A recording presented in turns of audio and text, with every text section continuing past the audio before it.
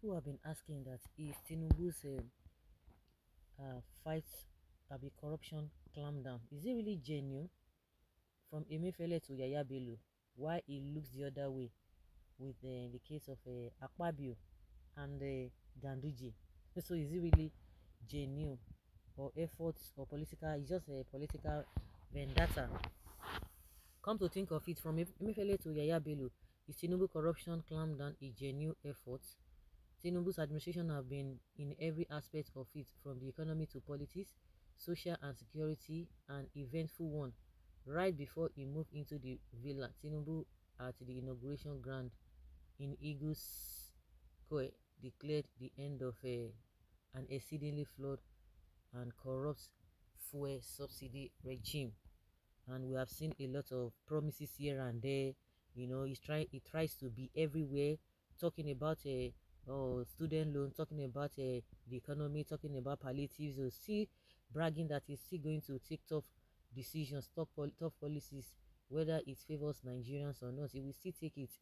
And this issue of a Lagos Calabar Coastal Road, which they told us that in 8 years it will be completed, and somebody has come out to say no, that is not correct, that you are not going to finish that thing.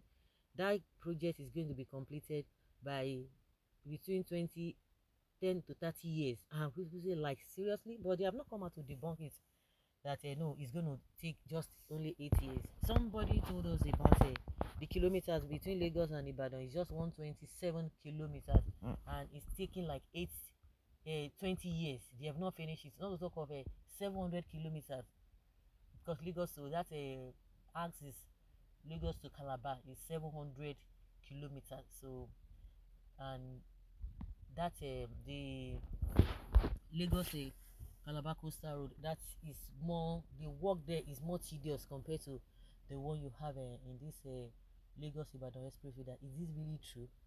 So it's just like it's everywhere, you know, just busy doing what? Busy doing nothing. Busy doing nothing, because all of these things have not really needed any form of a results. People are just still suffering for it. We know about a Ojus Okalu, the likes of all of them, a lot of them, you know, in one corruption or the other. So you begin to ask yourself the issue of what was this woman's name? Beta Edu, Sunji Ojo, all of them, Bajabiamila. He's not saying anything about it. It's not that people are kind of skeptical about this whole thing. Even himself, is he free? Is he free from all these allegations here and there? So some people still believe that he just want to get praised. Yes. Okay. Yet his case has not been completed. That Akpabio, Ojizokalu case has not been completed. Godswill Akpabio, Nigeria Senate President and a former governor of the oil-rich Niger Delta of Akwa Ibom, came under investigation by the EFCC.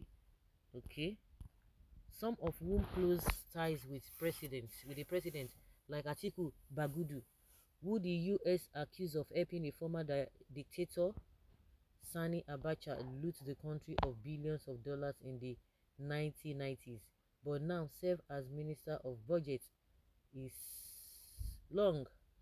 If Tinubu's statement, Nigeria will be impartially governed according to the Constitution and the rule of law, which he made during his inaugural speech, is to be taken into account, then his corruption fight should be holistic, not selective. More importantly, the logical conclusion of even the selected cases within a reasonable time and the eventual prosecution of those found guilty of corruption is what matters to many Nigerians more than the media attention their cases generate. That's it. Don't need anybody to tell you otherwise.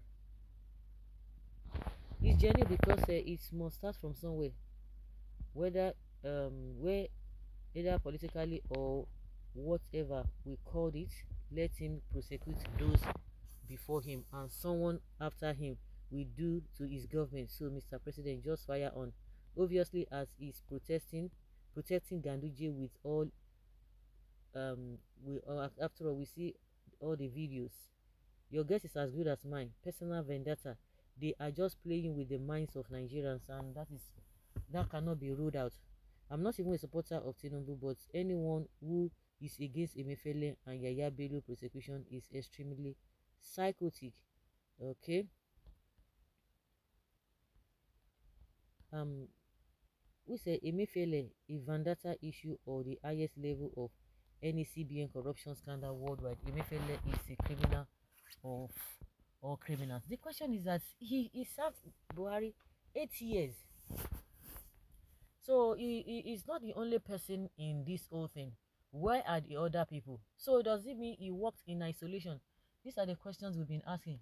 Did he work in isolation, that under Buhari all the ministries and all of that did not see all these errors? Or what are we talking about? Then why is it that Buhari himself has not been picked, or he has not been invited by the EFCC? So why? Because I don't believe that Emefiele did all of those things by himself, that Buhari wasn't aware. I don't believe it. Somebody like that in that department. Hmm? Can you imagine? They just left him be working and be carrying money, spending money anyhow, dishing out this in anyhow. Whatever way, I know Yahaya Bello play a prominent and positive role in bringing this administration to power. It's a lie. Exactly has been concluded here.